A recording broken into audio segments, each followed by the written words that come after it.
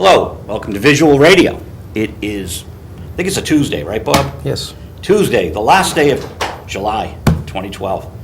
City Councilor Robert Penta is here. Hello, Bob. Good afternoon. You having a good summer? Yep, so far. You Thank just got married. Yes, I did. Where'd you go for the honeymoon? Well, we split the honeymoon up in half. First half of it was down in Miami, Florida, a little bit outside of Miami, halfway down to halfway down to the Keys, a place called Hawks Cay. Nice. And then a relative of ours was getting married in Mexico as a destination wedding, so we decided to split it up when we came back home, waited a couple of weeks, and went to Mexico. So you did the destination wedding thing, which Yes. is becoming in vogue now. It's different. It was hot. It was different. It was nice. It was a nice family affair. On Thursday night, I'm on live Thursday nights here. Okay. And at the end of the show, the last 10 minutes we do with Frank Delastrito from Texas, and his son had a destination wedding in Hawaii. So he'll call from Hawaii, Alaska. Him and his wife, they go all over the country. But we do the public domain movies on Friday night. Okay. So he calls in. But you're the second destination wedding I've heard of recently. Okay. So that's interesting. Now, we're in Winchester, obviously, and you've been a city councilor in Medford for many years. Are there issues with the residents on the borders, like, say, Winchester, Arlington, Everett, Stoneham? Are there ever things that come up to the council? As borderline issues? Yeah, border, residents, this with maybe working in concert, or maybe there's some kind of beef. I think the only thing that has come up that probably is of notoriety is when any one of the councils, including myself, would decide to make a comparison or analogy to what they might do in another city or another town. And then you always have to remember, this is Medford. It's not Lexington, it's not Arlington or Winchester or Malden or whatever it might be. Everyone's issues are different. It's how they address the issues Right. and correct them, and that becomes the concern. And again, you have 7 councils, you have 7 thoughts, and sometimes it gets hairy and sometimes it's uniform. Now, the next council meeting is in August. Yep, next Tuesday, August 7th. So it's coming up quick. Yeah, yes. Yeah, so there's a lot of things to address, of course. We've got this DPW thing now. The yard has been sitting there for years. The yard has been sitting there for years. I believe it was in 2008 when Councilor Marks introduced a review by a state agency that basically noted a whole bunch of issues that needed correction, from asbestos in the building to floors and ceilings to walls, a whole host of things. And at that point in time, it was given to the city of Medford, and as we speak now, 2012, more than 4 years later, none of those issues have been addressed. Unfortunately, earlier in January of this year, the mayor of Medford decided he wanted to do something with the city yards, fire department, police department, a whole host of issues to be included.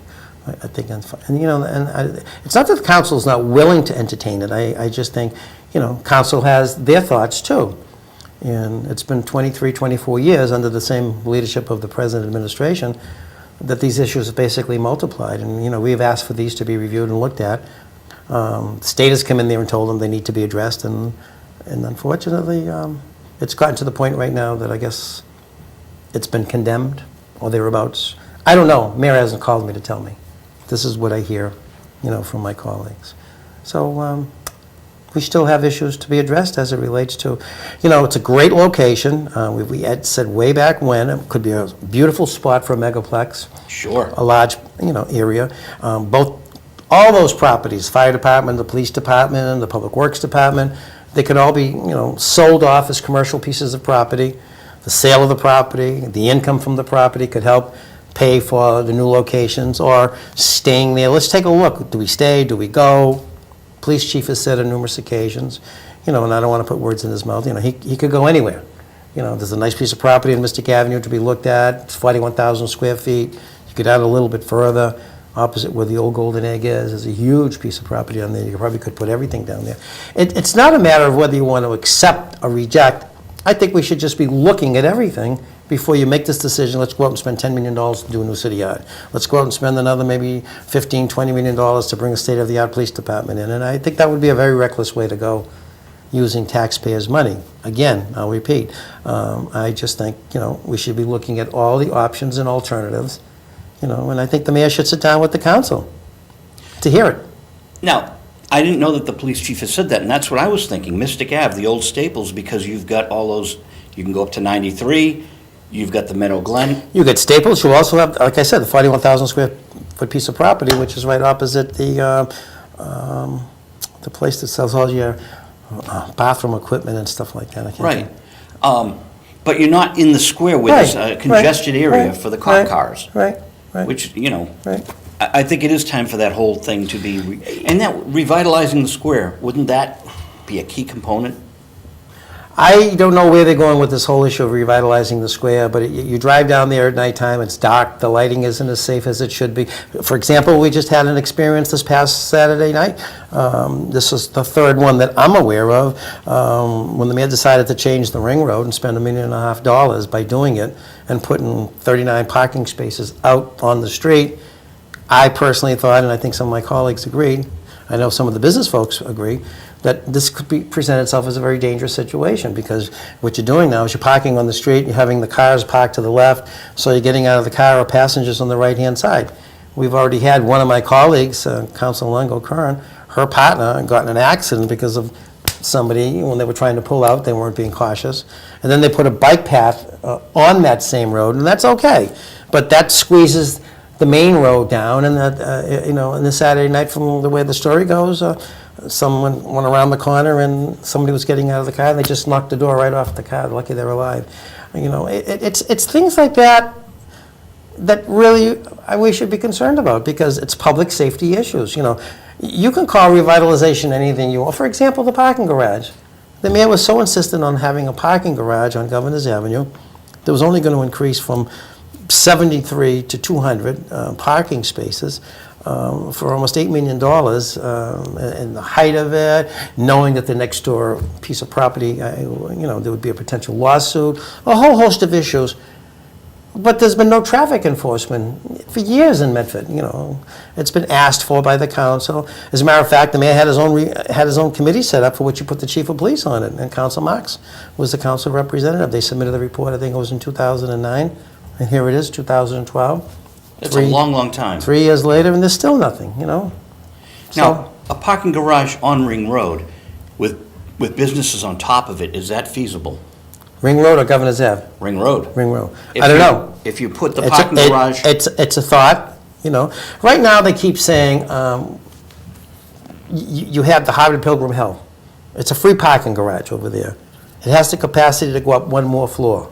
Okay. You have the owner on Forest Street, who owns the building where the dry cleaners used to be, next to the post office. Mm-hmm. Again, thought process was, hey, work out a deal, come in, knock the building down, put a parking garage there, businesses on the first floor, a flying buttress that basically takes you right to Chevalier Auditorium. I like it. And no response, not going to do it, and blah, blah, and all of that, and it becomes frustrating. I mean, you have these thoughts. Now, whether you want to agree or disagree, let's sit down and discuss it. Let's find out what this is going to cost. Let's see if this thing can work. It's anywhere even near there. 2 points on a business meeting I was in last night. When I'm coming home from it, and I'm thinking of our interview because I'm going by St. Joseph's, and it wasn't just dark, Bob. Yeah. It's pitch dark at the Condon Shell. Right. I mean, it was scary Well, dark. that's another issue, and I think you've been following that. I think I've had 9 resolutions on the Condon Shell.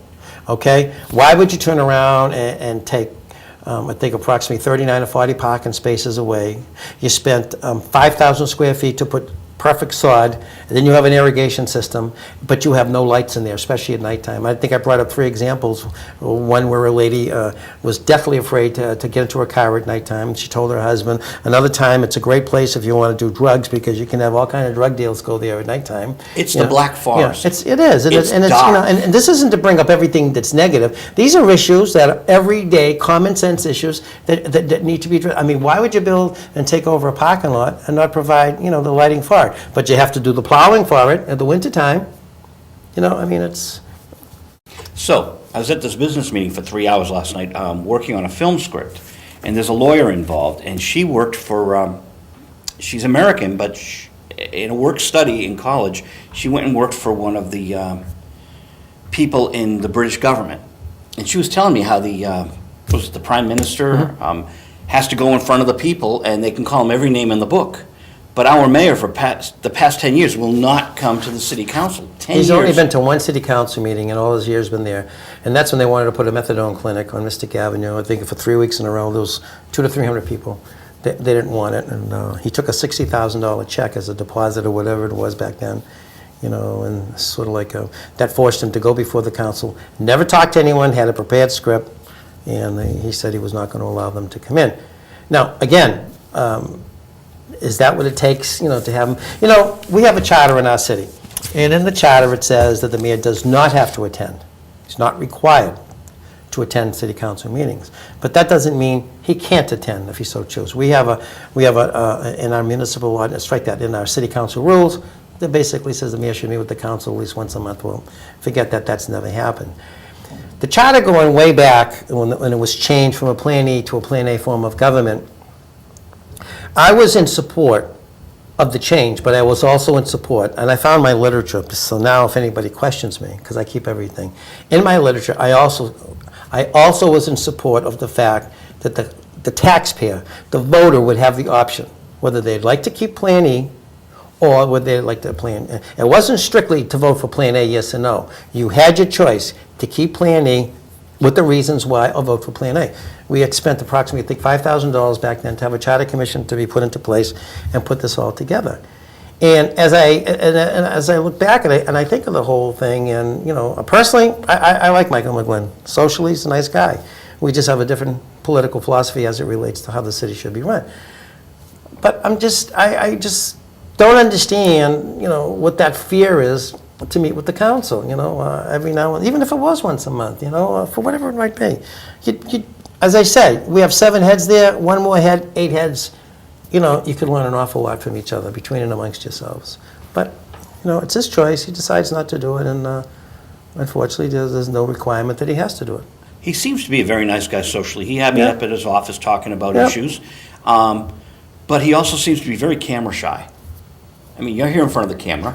I could ask you all sorts of tough We questions. could, I'm game. No, but that's Yeah, I the whole know, I point. understand You know, that. You've opened yourself up, Yeah, and, you know. and he won't do that. You know, I'm here in Winchester, folks, because in Medford, unfortunately, there's been a long disruptive dispute between Channel 3 and what they program, what they televise, who they're allowed to do their programming, such as yourself, and a whole host of other things. And it's for the life of me, since he's the chief executive officer of the community, why he just hasn't gone in there and, you know, done something with Channel 3. I mean, you spent thousands of dollars to have a retired judge come in there, come in and take a review, talk about, you know, the fact that, you know, there needs to be some corrections without getting into specifics, you know. And then I believe a few weeks ago at a city council meeting, you know, one of the board of directors came up there and basically said we have sloppy math as it relates to the financial accountings of Channel 3, and things like that are disturbing. They're disturbing, you know.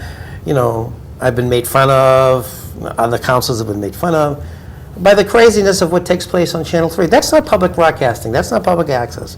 You know, you want to have a show on something like that, so be it. But to do it as part of the daily makeup, you know, I just don't subscribe to that. It's a shame, because a cable TV subscriber each month in their bill pays X amount of dollars into the bloodline, so to speak, of Channel 3 in Medford. And I don't know. Now, what I've also noticed too, 180 days, they're up. They're up tomorrow. For Verizon. You like my little... Yeah, I saw it. I saw your deadline. You know? Verizon came into Medford to alert our viewers, and they said that they would have the governmental channel, which is the city council's meetings, School committee. the school committee meetings, the educational channel, and the public access channel up and running within 180 days. Now, that meant, I thought, that in 3 weeks they'd have it up. They gave themselves 180 days. Well, I've been sending charts out to Phil Santoro at Verizon that, you know, 175 days, and today's 179. Tomorrow is 180, August 1st, since the February 3rd contract was signed at the high school by the mayor with Verizon. 6 months without city council meetings on Verizon. And I believe there was supposed to be a financial payment to the city as well. That's nebulous now. I can't get a straight answer. Also, that part of Verizon, when we were told that only 70% of the city was wired, 71%. 71%, and it was the West Medford area that basically, well, I don't live in the West Medford area, and I don't have it, and I'm right outside of Medford Square, and when I called the other day regarding another issue with Verizon. They were just, shocked. But what are you going to do? I don't know. I didn't negotiate the contract. The council didn't. Once again, the mayor did the negotiation, and for your public access, community access, your educational access, if 180 days come and it's not up, where do we go? We have Verizon here and Comcast in Winchester. John Byers calls in and does sports on my show on Thursday nights. John's moving from near Pinky's Pizza over to West Medford. Okay. So now he can't get Verizon. So he's going to have to get Comcast because he's a sports fanatic, as you know, and he needs his television. Listen, there's nothing wrong with Comcast. Like you, I'm just a believer in good competition. Yeah. And if people have an opportunity to pick and choose and decide, isn't that what it's all about? They're supposed to do that in elections. I have friends in Malden, and they tell me that Verizon is still digging up the streets. So if Verizon's still digging up the streets in Malden, the next town over, why can't they dig up West Medford? I don't understand. I don't know. They tell us that they've stopped. They said it's cost ineffective. Now, how can it be cost ineffective if they're asking you to buy their product? But I've heard all kinds of stories relative. You buy their bundle package, and then after a while it goes up, and then you go to Comcast, you tell Comcast that you're a good customer, and if they know that you're in competition on the same street with Verizon, so, We got our bill cut in half by saying we want the customer discount guarantee, and no one knew that, so I told everyone in line at the Comcast building, I said, customer guarantee, and so they all started getting their discount. One woman was outraged because she had already changed to Verizon, she had her equipment. Right. If I knew! And I questioned Comcast, they said, well, we have to make money somehow, so they don't tell people that, you have to hear word of mouth, Right. customer loyalty discount. Amazing. Totally amazing. Now, this station, for $25 a year, that's a membership fee, I'm learning iMovie now, which I've been learning Final Cut Pro, but iMovie's on most Mac computers, and Apple gives courses in Boston for free. These courses can cost $2,000 if you go to different companies. For free, Apple gives courses, and you need to know iMovie to brush up on your Final Cut Pro. And this stuff, I've said it at the City Council, you can put it on your resume. Final Cut Pro is valuable to employers. This is what you can learn at public access, as well as having my point of view. And I just dubbed you some DVDs. Yep. We have a little 6-stack DVD burner in the office. I just gave Bob the tour of our little station here, and students get to use it because we're attached to the high school. hey, it's a great way for having a student think of whatever their future might be, if they want to get into programming, doing behind the scenes, doing the editing, doing the filming. It's a great business. It's ever changing, as you know. The technology is just, it's just out there, and I have all I can do to figure out a cell phone, but that's okay. Well, I've walked in here and there've been 25 students sitting here learning Watching, stuff. yep. So Yep. we have like one of the employees, one of the staff is here Yep. teaching the high school students, and they have their own technical things. So how, man, there's so much I want to do, Bob. There's Kitty Connection. I want more animal rescue. The Chevalier. Now the Chevalier, you know Joanne Cody. Yes. Okay, so I was with Joanne Sunday night. She's handling Mark Farner, who was a big, big rock star in the 70s. He and Aerosmith, the two biggest album-selling groups. She's managing Mark now, and he's an old friend of mine. So I was up at the hotel on Sunday interviewing Mark, and I gave Joanne a ride home. And she still owns property in Medford, and we're talking about the Chevalier. So I said, Farner and Burton Cummings of the Guess Who, remember the Guess Who? I remember the name. These eyes. Anywhere from 20 to 40,000 people on the Esplanade. It was packed. I'd say more like 40,000 people. And we want to put this double bill in the Chevalier. It's just, that's a beautiful gem. Have you been involved with the Chevalier at all? Just going to it, I'd be supportive. John Costas and his group of people, I think they do a great job for what they have. I think, if the city was more involved way back when, and same thing with the Brooks Estates. It's a beautiful piece of property. Rather than piecemeal this thing all together, sometimes you just got to pay for it up front, because it's going to bring you, the reward is tenfold. Plus, it's a community asset. It's a place to go. You're on the board of the Brooks? Yes. What do you do with the... But right now, we're at the stage right now, just making our final preparation. Been doing this now for 12 years. You need some money to complete this thing, So it sounds like it's a lot, anywhere from $2 to $3 million. But had the mayor, been on board earlier, for us, that they wanted to put cell towers. First, they wanted to put a golf course. Then they wanted to put cell towers. And then after that, it's a group of folks, Tom Lincoln's the president, Doug Haas done an awful lot of work. We got Audrey Stanwood, we have May McAbreck, we got myself. It's just a lot of work of trying to let the community know that it's a diamond. It really is. It can be used educationally. It could be used for your Boy Scouts. It could be used for anybody within the community. And if you've been up there lately to see it, we've had a lot of volunteer work, and they've just done a masterful job of showing of a community. Where would you ever think of almost 50 acres in the middle of of a city? Now, we've got the Fells here, which is Yep. part of Medford and Yep. Winchester. For the Winchester residents, where is the Brooks Estate and how do they access it? Oh, it's right on Grove Street. If you follow Grove Street out of West Medford, it takes you into Winchester. It's at the back end of the cemetery. Ah, okay. Okay. So, right there on the Winchester-Medford line. Yeah, it's in Medford, and part of the property does abut itself to. It goes into Winchester. What am I saying? It goes right into Winchester, into the woods. And then we have the Fells, which is just Yep. separate. Yep. And it's Yep. a mile away, right? Yep. Probably not even whatever. So very few cities have all this area. We have such wonderful gems. Medford has tremendously an awful lot to offer, and a lot of the things that I, as well as other colleagues of mine, talk about. These aren't big ticket items like sweeping the streets and striping the streets and making sure your crosswalks are done correctly. And I spend an awful lot of time, especially when I do my walks, traveling through the hillside area of Medford, and I just look at what's up there on Boston Avenue, and I see Tufts University sitting on top of the hill, and I see what Somerville did when they took Davis Square and they recreated it for a college, center, and I'm saying to myself, how great that would be. It doesn't have to be the same magnificence of Davis Square, but you could take that whole Boston Avenue area where Tufts University is, as it comes down, and just, make that, another part of a college town, so to speak, and clean it up, so, But one thing I've started to, I'm wandering right now, one thing That's that I've okay. started to notice lately is this whole thing, last summer we went through this Fast 14 with the bridges. Yep. It was great. They did it in the time period that they said they would, on schedule, on time. They're going to be receiving some kind of an award, I believe, sometime in the fall. But the irony to all of that is in Medford Square with the Craddock's Bridges. They're going to be spending approximately $2 million, and it's going to take over a year and a half to get this thing done complete. It's about $900,000 thereabouts to develop the bridge, to design it, and over $1 million to build it. And I'm saying to myself, it's been 4 times done over, the Craddock Bridge. There is nothing left to it that's original in the concept, because it was originally a wooden bridge, and it was changed over 3 times since. All they have on there is the word Craddock Bridge, and a year that goes way back into the 18-something. Now, is this next to Carol's Restaurant? Yes, we'll get to that next. Okay. So, what you have there is, why does somebody have to come in? I mean, I know that they have locks down below, but the locks are now controlled by the Amelia Earhart Dam way back down there.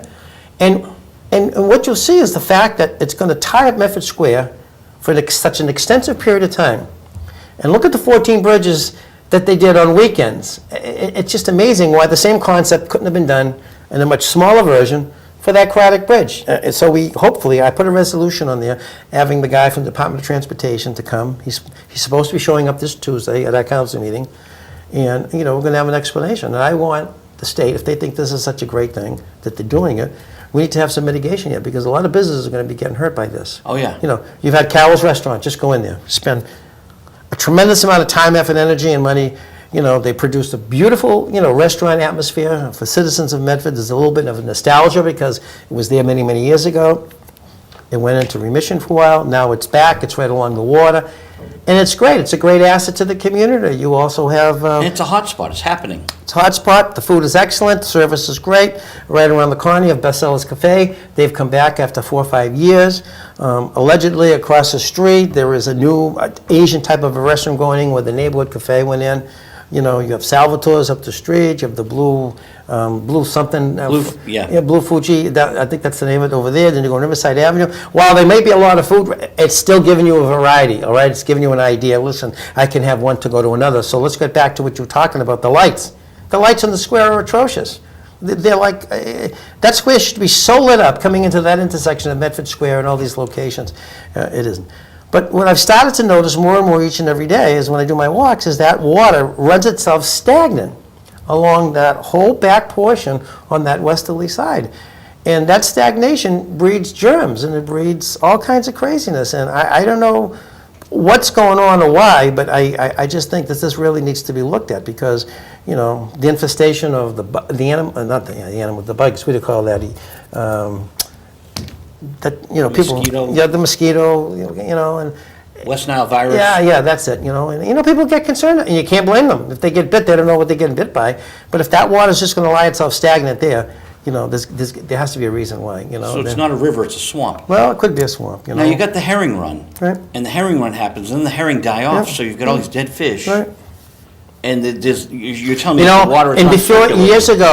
years ago, you used to have the river merge with the ocean. Right. And you never had any of this stuff, Right. okay? Now you have whatever you have, and why they're doing it, I don't know. So they got rid of the locks at the Yeah. Purdock Bridge. Yeah. Would the locks make things better? No, the locks are now being controlled. The water is way down in the other end. Everett. Yeah. No, down, Boston right now. Yeah, when you're on the Yeah. train, you can see Yeah. those other Yeah. locks. Yeah. So that's what, So we're gonna these are some of the questions we need to get our answers on the next Tuesday night, so. it's a lot of work. Well, there's a lot of, again, these are just, answer the question. These are just simple things, so we have a better understanding.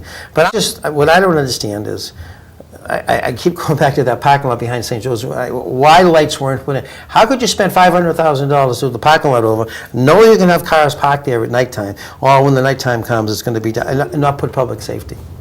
It's almost like it's a total reactionary administration. They only react to something that happens when you should be able to forecast what needs to be done. Bob, I've had to go to the city council to get my street potholes fixed. Right. And I don't know why other citizens don't see that. I got mine fixed, why don't they come up and say, hey, Mr. Buckley was nice enough to do it, and then that crosswalk. But I don't know if you know, National Grid had cut up our street in the fall. So they cut up our street, and then they promised us it would be paved. It's not been paved. They just do this patchwork Frankenstein job. We had a thing on the council years ago that I think they had to put a $10,000 deposit, and I don't know if that's annual or for each job, because I want to go back and check that out. But they wouldn't get that money back until it was redone. If you notice, almost in every single patch, especially on a gas patch on the street, it goes down within the first year. And, they should be held accountable to that, to make that level, and even with the street. They told me they're putting a lot of pipe, this new plastic pipe National Grid's putting in, so that, I guess they're all over the city digging up. I haven't seen them since they were on my street. Right. But, it's a cause for concern, because I just drive around Medford, and it's not as smooth as, say, Winchester or Woburn. Of course, you're going to hear the argument, we're not Winchester, we're not Woburn, we're Medford. But that doesn't mean, just because we're not them, we can't have our services provide for us, what our taxes are paying for, it's, I don't know. I got friends from out of state, and they come up here and they hang out in Davis Square or Central Square. Not Harvard anymore. Right. But you're right. People from out of state come out here to hang out Yep. and see the entertainment, Johnny D's, Yep. or the cinema, Yep. and they go to Davis Square. But you can just walk around Davis Square, because there's more than entertainment and food stores, there's clothing stores, there's a variety. Now they'll probably tell you, because the Red Line goes there, and thanks to former Mayor Gene Brune, who, started that and got the thing going.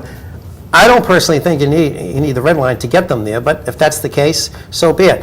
But they still created that college town type of atmosphere. There's enough of businesses that are there, and it's just, and they have traffic enforcement. Yes, they do. And you know something? This garage that was supposed to be the panacea of saving Medford Square, you can go to Arlington and you go to Somerville, okay? And there's no parking garage there to save the business community. So, Here in Winchester, Bob, we have Town Day. yeah. Have you ever been to one? Yeah, I think it's fabulous. It's incredible. It's Yeah. fun. Yeah. And a couple of years back, WinCAM asked me to, one of the board members said, can you Yeah. do some B-roll? So I'm walking around, and people love it, because I have the camera, and, people with their dogs, and it's just fun. And then you've got the access station interacting Right. with Town Day. And every year I go to what we call Author Fest. So the authors get paid to sit at Town Hall, and then they all lecture a class from every grade. Now, this happens, Winchester has this specific thing. Cambridge might be doing something similar, but it's great. Every student gets to meet an author who has a published book. Some of these are children's books, some are adult books, and it depends on the grades they go to, and all the authors speaking. I just think this is a wonderful thing that Medford could It's a tool. embrace, Yep.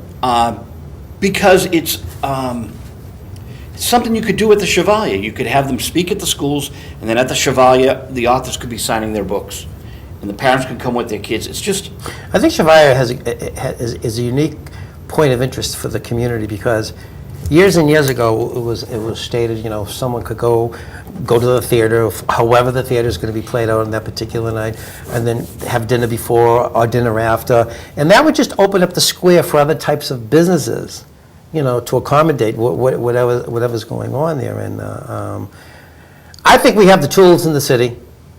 There's no question in my mind we have the brain power, community-wide, for let's just see where we want to go, what we want to do, without making it have to say this is what we should do. Let's sit down there. Let's see where we're going with this. It's a great idea. Let's see if it can play itself out. Why and how and things of that nature. Medford's a great place to live.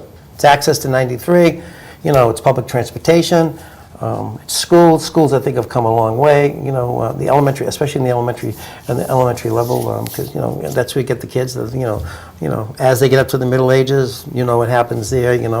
It's kids being kids, and you just have to deal with that part. You have your private schools, and I think it has an awful lot, especially in real estate. Real estate value is a holding, so that's a consideration that the city's doing okay.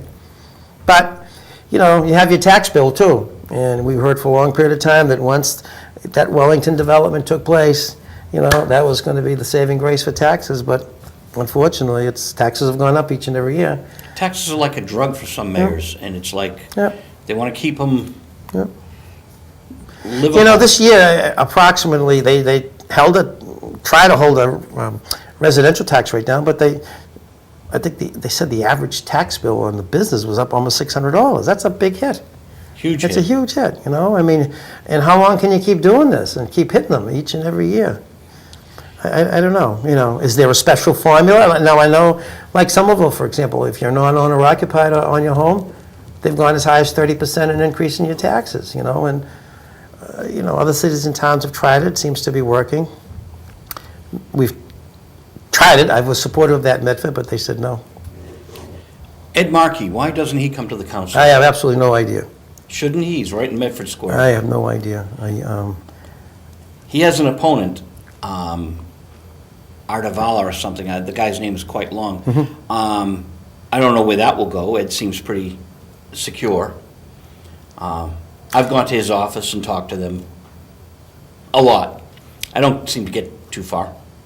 I'm going to just tell you something, and he would be a prime example for someone who's been in office for so long, who's been able to see the whole majestic picture of what government's all about, to turn around, and I'm going to just go on this new health care bill, and I don't want to.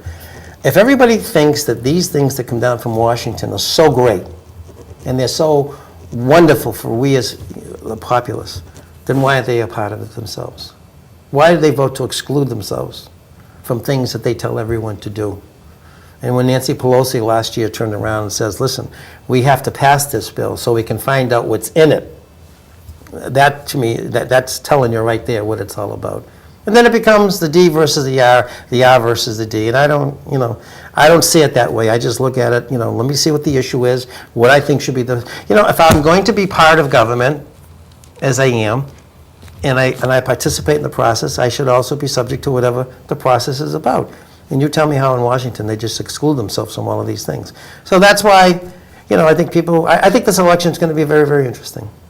Well, that was Nationally. my next question, Okay, too. go ahead. Locally, the election. Well, locally, and I think that to me is an issue, for the local congressman. I mean, how did you vote to exclude yourself? What makes you better than anyone else? You shouldn't be. A long time ago, I think Newt Gingrich was the Speaker of the House at the time, and he brought up this compact with America, and there was 100 issues, and one of them, I think, was term limits. And as the more you keep thinking about it, I would probably have a tendency, to start to think about that and say to myself, of course, now someone could do that against me. Why am I serving there for term limits? Listen, when it presents itself, then I would be, I would adhere to what, the taxpayers say. 2 years, 3 years, terms, then you get out. If you want to come back, you can come back. But, there's nothing wrong with, having a change. People say the same thing about the mayor, say the same thing about the council. Maybe we've all been there too long. But something, you also need people to run. Yep. And if people become complacent and they don't want to run, or they say you can't buck City Hall, or you can't beat them in Washington, and that's how they wind up staying there, and you see all these analogies that are being drawn with the present administration, to, what it was, what it could be, and what it may be. So I won't get into that, but it just bothers me when I hear congressmen and congress ladies turn around and try to tell us that this is good for you, but it's not good enough for us, To your credit, people out there have been saying to me, Bob Penta should run for mayor. So some of your constituents want you to run. It's been a thought, Okay. and it will continue to stay as a thought. Oh, nice. Okay, that's good to hear. Because I didn't know where you stood on it. Now, Paul Donato's running unopposed. It's too late for anyone to run against him unless there's a write-in, right? Because it's already closed, whatever the... Okay.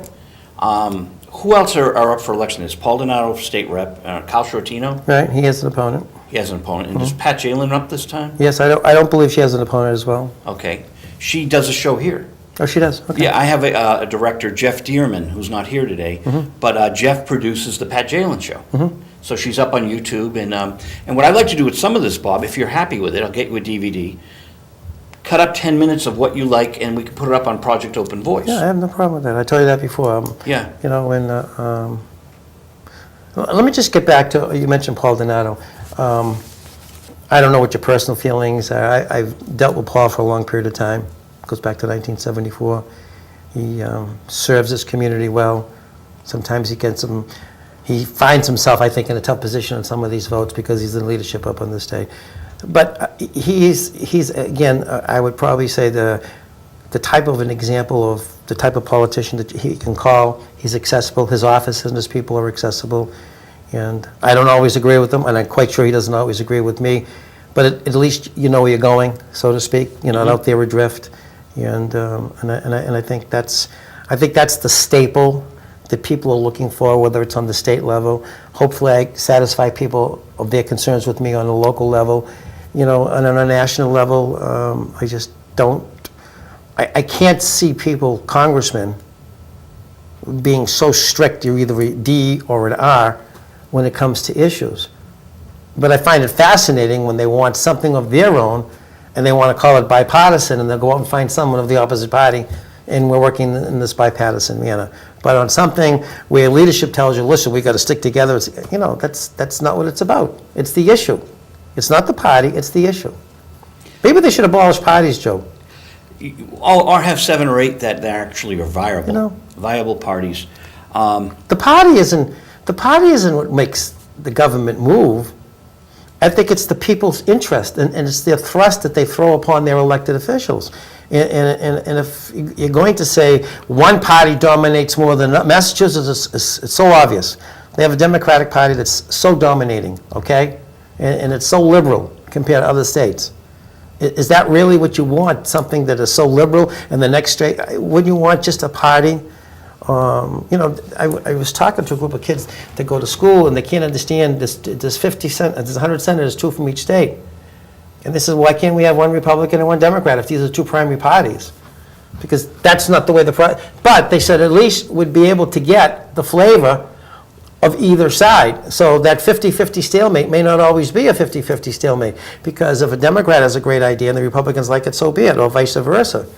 I mean, and it's just, I don't know, Joe.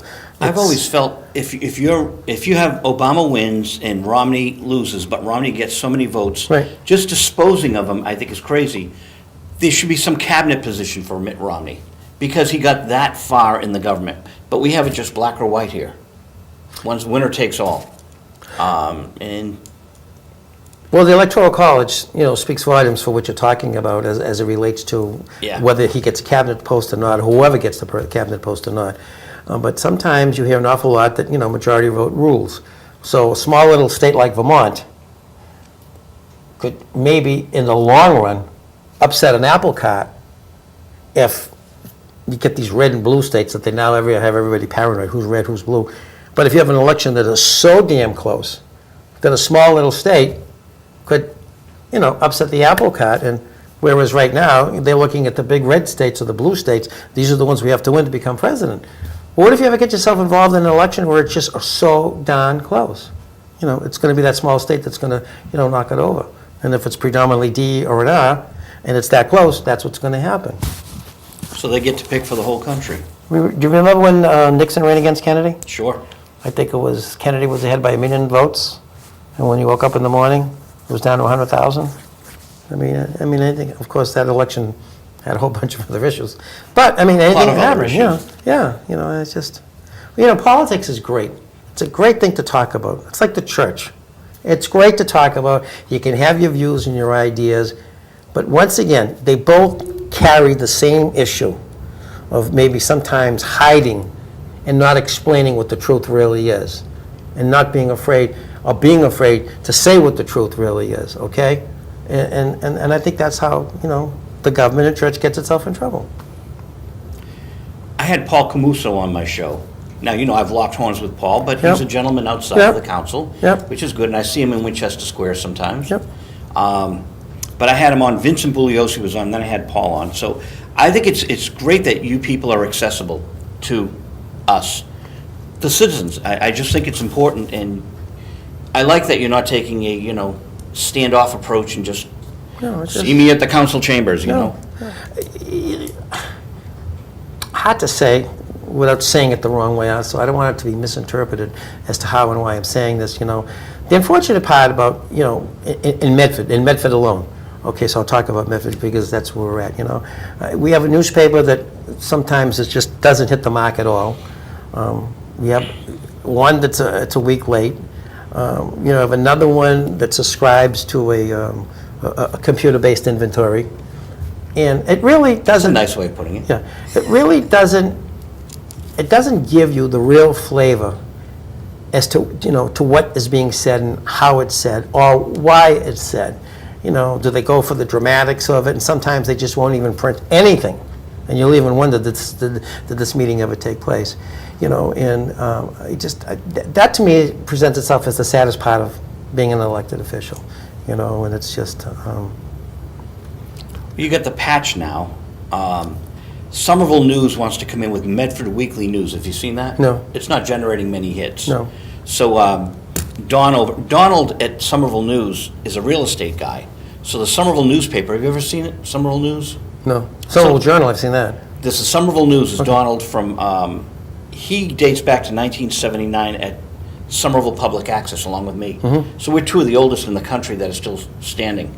And Donald has his newspaper where he puts his real estate ads, and if he sells a house, he's turned a profit, Okay. even though it's a separate business. Right. So that model works for him. So now he's expanded to he's got about 30 communities, and Medford's one of them, Medford Weekly News. So it might emerge, maybe we'll have another voice along with the Patch, the Medford Transcript, the Medford Daily Mercury, Alice and Goldsberry's Inside Medford, and there's even stragglers like JimmyMorse.com. I love Jimmy. He does his thing from Medford, and Doreen Wade has her New England Informer. But there's no traction. I'd like to see fierce competition between these papers. Wouldn't that be healthy? Well, back in the old days when you had the Medford Mercury, that was great. Whether you liked them or disliked them, they were there every day, and they printed exactly, the news. Then When they were physically in the yeah, city. when they were physically in the city. Al Frezza was he was the editor, and he did a great job. And it was interesting, They had their favorites, but It happens. Did you know Phil Santoro when he was at the paper? yeah, he used to he worked for the Mercury. Yeah. Yeah. And he's Yeah. the Verizon Yeah. media guy now. Yes. Yeah. So I put a phone call into him this morning, and I put a phone call into him yesterday, but they were fine talking to me 2 months ago. Now about this 180 days, no one wants to tell me anything. City council's on Tuesday. Right. I think the city council meeting has to be broadcast. Well, it is. It is on it's on channel 22 now. Comcast went from 16 to 22. But Verizon should have the same opportunity. That's what I'm saying. Right. And you look better on 22. It's clearer. 16 seemed to have problems. I don't know what the channel designation does to make something improve. Right. Or maybe they upgraded it. I don't know what it takes. I don't know what the big to-do is with all your computer equipment, just to have Verizon being in the same building as City Hall with its modulator and its, I don't know. They all piggyback off each other. Certain cities will have Comcast providing for Time Warner or Right. whatever. Why they can't piggyback this issue, I don't know. Well, there's a movement from the western part of the country over here that they're going to be they're inter-employing. In other words, a Comcast person will work for Verizon, to do the services and stuff like that. Interesting. Yeah, I saw that in an article. They're thinking about doing it, and if it works, both companies will be saving a lot of money, and once again, it's your service, it's money. Do you know every year Verizon goes to the State House, and they're lobbying to have all the public access be administered by the state and not go town to town? Oh, no. That's not good. No. Some of the states have got it through, actually, and what happens is towns like Winchester and Stoneham and Winthrop, where we have vibrant access, Somerville, will lose out. So I'm a member in Cambridge. I have 5 memberships. I'm a member in Wakefield because it runs on Verizon in Medford. Hudson is on Verizon in Medford. So Hudson's now broadcasting my show. So you'll be on these contiguous channels, so people will see this on Verizon in Medford. But every year Verizon goes up there. So Cambridge, about 3 or 4 years ago, asked me to go speak. The town manager of Burlington, do you know his name? Bill Ricca. He used to be the Woburn mayor. John Curran. Did you know him? No. So I went, Cambridge asked me to go speak at the Beacon Hill, and I went there, and John Curran was speaking. There were lines and lines of people, so I knew Verizon wouldn't get anywhere. So I went and talked to Paul Donato. I went over and saw him in his office, and, hey, Paul, how are you? Every year, Verizon's going to Beacon Hill. I guess they're going back there this year. And every year, public access gets its forces and fight them to shoot it down. And Verizon knows they'll lose this year and next year, but we're worried that 3 or 4 years from now, they might have enough people. What would the on purpose this. be? Purpose be not to go to Winchester Town Hall to negotiate your public access contract, to just go to the governor. So who would be running the shows?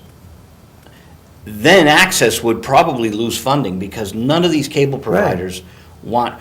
Right now, Comcast and RCN fight with us only because they want parity. At a certain point, they'll team up with Verizon. So why, if we follow that, why would we be paying any kind of a percentage or a dollar amount in my monthly cable bill?